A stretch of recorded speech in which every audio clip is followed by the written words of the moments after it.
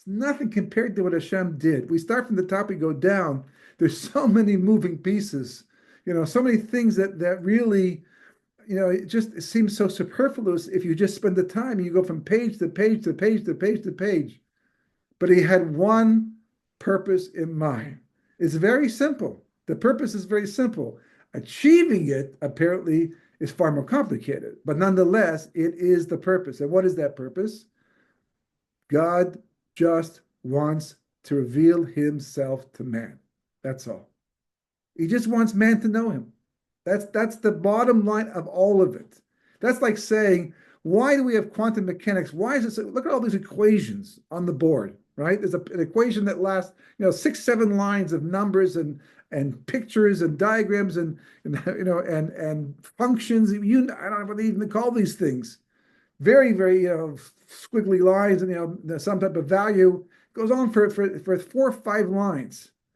And someone says, and you know why this equation is so complicated? So you can turn the water on your tap. And you're looking, think, really? That's what that's for? I mean, I just walk over to my tap and I turn a dial or I lift up a little lever and the water comes out. How complicated is that? There's a pipe that goes from my sink outside to the main water source. It goes eventually to some pump or something like that. But it's like, where do all these equations come in? So you sit down with a structural engineer.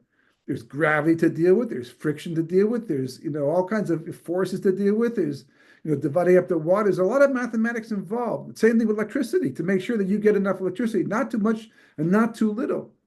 There's a ton of mathematics involved. A lot of engineering. People spend years going to school to learn the type of engineering necessary to put up a building. You want to build a structure? Well, in the old days, you just got a bunch of guys together, took some wood, put it together, made a little, one level, wood cabin, and that was it. Didn't 2 stories, 3 stories, skyscrapers, 100-floor. The Twin Towers. One of the reasons why the Twin Towers came down the way it did was because it employed a brand new, unique form of architecture because no building had ever been built so high. It was actually built like 3 different towers, one on top of the other. And in the process of trying to construct it that it could be strong, and yet you could lift all these things up and put them in place with helicopters and all these things, they had it built a certain way. And it turns out it was never meant to have planes fly into it, not like that, to cause that type of destruction. And because of that, the actual architecture and engineering involved to make it work was actually the reason why it failed in the end, because of this catastrophe.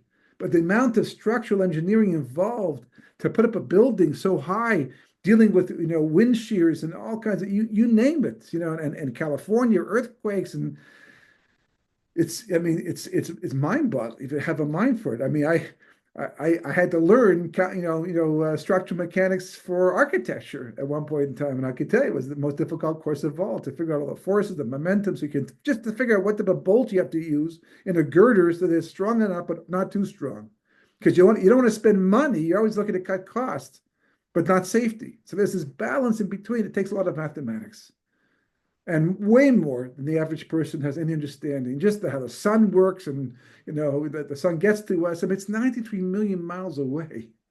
93 million miles away, and yet we're not melting, and we're not freezing either. That it can be so far away, and yet and be so so supportive of life, But there's a lot of mathematics involved to make that happen, to have that kind of precision. And the same thing is true on the spiritual level, and that's what Kabbalah deals with. Kabbalah is basically opening up the doors, the spiritual doors, and looking into the machinery, the spiritual machinery that Kosh Baruch Hu used to make the whole world run. And it is so complicated and so complex. And if you decide to look at the material from Sifrei Tznusa, you'll start to see some of that. Why? Just for one reason and one reason only. So God could be known to man. So you say to yourself, what's the big deal? Make man, make the world, and God, like at Mount Sinai, just come down and introduce yourself. Just imagine God would come into the world today and he would say, hi, it's me. No more reason to doubt. It's actually God, and all the scientists, they prove it's not Hollywood doing some type of shtick, right? And the whole world, that's what's going to happen. When Mashiach comes, God's going to finally become more of a reality for everyone to experience, and no one will doubt God's existence anymore, and the Yetzer Hara will be gone because there'll be no room to do any evil. It just won't be possible. So why can't God do that? Oh, because there's a catch. It's like a game show. These game shows where they have situations where they say you just have to go from point A to point B, and you're looking, you're like, okay, what's the catch? Well, the catch is you have to do it backwards, and with one leg tied behind behind your back, and one arm is like, well, all of a sudden it became more complicated. So it turns out that it's not just God wants us to know Him, but He wants it to be the process of an investigation that we ourselves take or create and follow for the sake of pursuing His path to get to Him.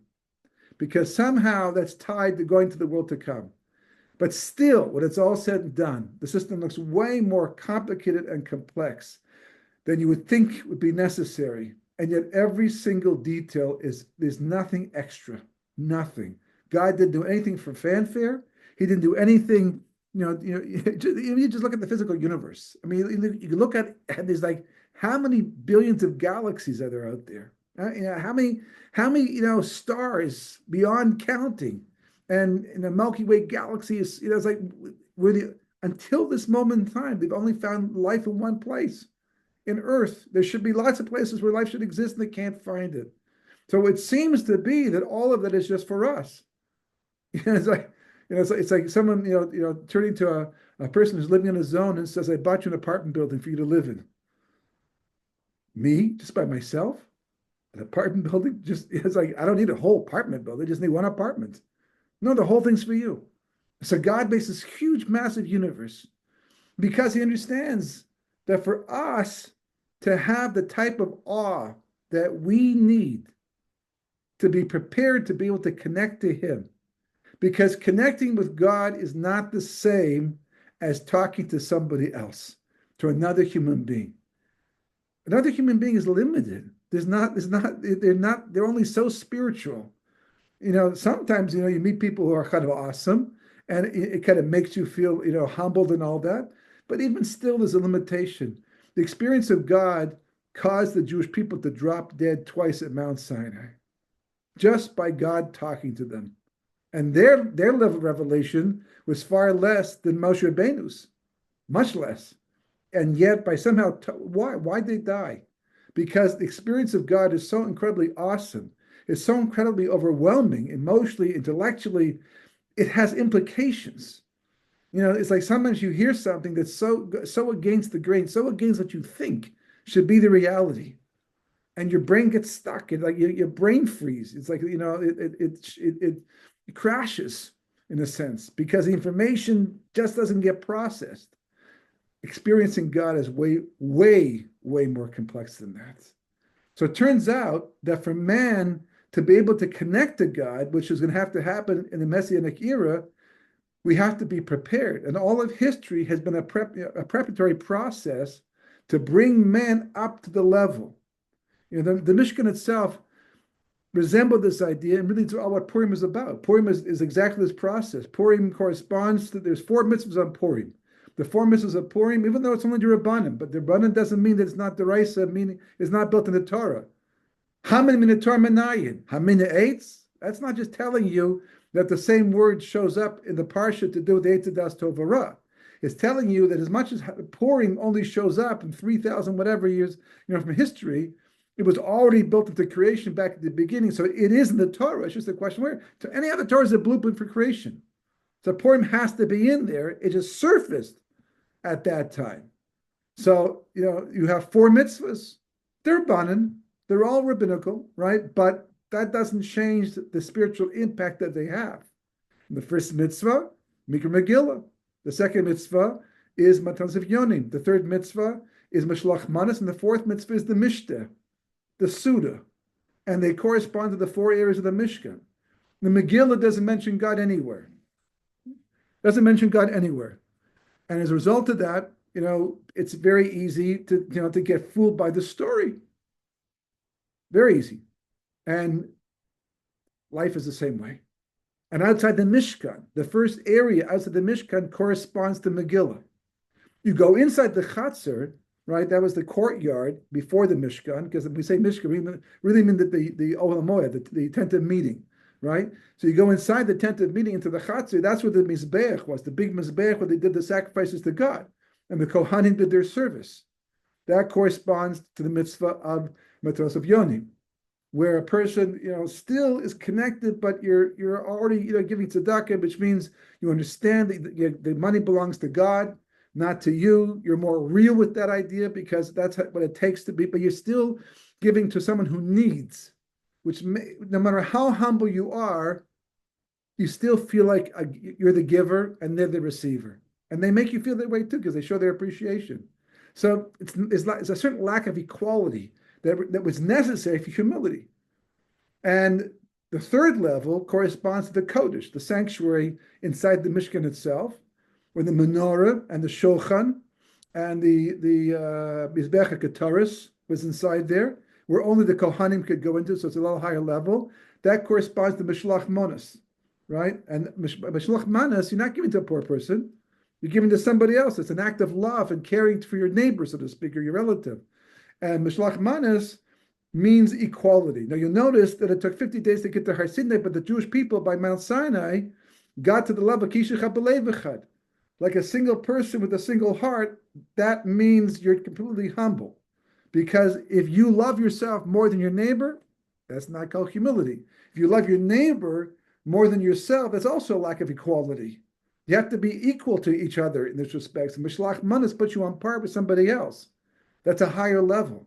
You're not an Adon. You're not a giver per se. You're not somebody who has any mastery. And the next level up, the last level, which corresponds to the Mishteh, which is the Suda, but really a drinking feast, corresponds to the Kodesh Kodeshim, the Holy of Holies. Because the point of the Mishteh, contrary to what tends to happen over the years, and why some the Rabbanim, for the most part, have often said, don't drink so much, because people don't know how to handle it properly. But really, if a person understands what the wine represents in the das, which is what Kabbalah is all about, is das, knowledge, but not just any knowledge. It's a knowledge that's detached from the physical world. It's a knowledge that elevates a person outside the everyday physical reality. They may still work in the world. They may have a job like everybody else does, but their mind is connected on a much higher level. The level is Chayim. And that's when you start feeling the presence of God. Purim is a holiday of love. Now you'll say to me, but Pesach is a holiday of love, because on Pesach we read Shir Shirim, which is the love song between God and the Jewish people. So Pesach is the holiday of love. But on Pesach, the holiday of love is the focus we have of the love for of God for the Jewish people. On Purim, the focus is on the love the Jewish people have for God, which is why it's the preparation for Pesach. It comes before in advance to prepare us for Pesach. The whole point on Purim is to drink to the point where your body is neutralized, so your soul can come out and express a deep and profound love of a Kodesh Baruch Hu. So how does it do that? Well, just the fact that a person takes time to appreciate the blessing they have in their life, no matter what is not going right. See, when things don't go right, you see that people focus on the negative. They have all kinds of blessing in life all around them. Even people who are having a bad day still have blessing in that day. But what happens, and the Yetzer Hara takes advantage of that, is they tend to focus on the negative, and that overshadows the good. But that's the body. The soul doesn't do that. So on Purim, by neutralizing the soul, by feeling good, by feeling uplifted by the drinking itself, that takes care of the negativity. Then the positivity comes out automatically, and that positivity translates into love of God. And with that love of God comes an incredibly sublime connection to Hashem that is more uplifting even when you get on Yom Kippur, if you're doing it right. The only difference is in Yom Kippur, because you're in shul, because you're davening, because you're not drinking, and I can't even drink anything, even liquid, any kind of liquid, but you're doing it through tefillah. But you see how hard you have to work to get to that connection? It's very hard. On Purim, it's a gift. By the Suda, by the mitzvahs of the day, by the atmosphere,